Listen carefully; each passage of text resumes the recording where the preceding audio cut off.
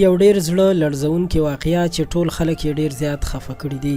یو ظالم پلار خپل زوی سره ناروا زیاتې او یا غلط کار کړی دی چې د زوی عمر یې ایله 11 کاله دی او پلار ورسره په زبردستۍ داسې ناروا کار کړی دی چې د دې هر څه په خلاف یې مور پولیسو ته خپل بیان ریکارډ کړی دی. د مکمل واقعې نه ځان خبرولو لپاره دا ویډیو تر اخره وګورئ.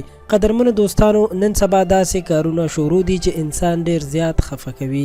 یو ډیره زړه لړزونکې واقعه چې په پاکستان کې شوې ده. د بابر په نوم باندې یو ظالم پلار خپل د 11 کالو زوی سره غلط کار کړی دی چې مور یې خبره شوې ده او مور یې پولیسو ته رپورټ کړی دی او په خپل بیان کې ویلي دي چې دغه ظالم یعنی زما خاون خپل 11 کلن زوی سره غلط او ناروا کار کړی دی.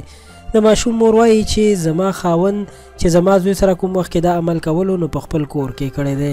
د ماشوم ټیسټونه د میډیکل لیبارټري لپاره لیږل شوي دي. د هغې نه وروسته به معلومات کیږي چې څو ځله ورسره دغه ناروا عمل شوی دی. ډیره د افسوس خبره ده چې مخکې به خلکو ویل چې خپل بچي د کور نه بهر مه پرېږدئ، هسې نه چې څوک ورسره ناروا کار وکړي او خپل بچي د خپل نظر لاندې وساتئ. خو چاته څه معلومه وه چې ځینې پلاران داسې ظالمان هم وي چې خپل بچو سره داسې ناروا عمل کوي. د قیامت علامې دي. خلکو داسې کارونه شروع کړي دي چې بالکل د انسان ذهن یې نه مني. د پلار او زوی څومره مقدسه رشته وي خو بیا هم څه خلک دې مقدسې رشتې سره داسې غلط کار کوي. داسې پلار او یا هر مجرم چې وي سخته سزا ورته ورکول پکار دي چې نور خلک هم ترېنه عبرت واخلي او بیا څوک داسې عمل نه کوي. د پښتو پوسټ د ویډیو د کتلو مو ډیره زیاته مننه کوم چې تاسو دا ویډیو تر اخره وکتله.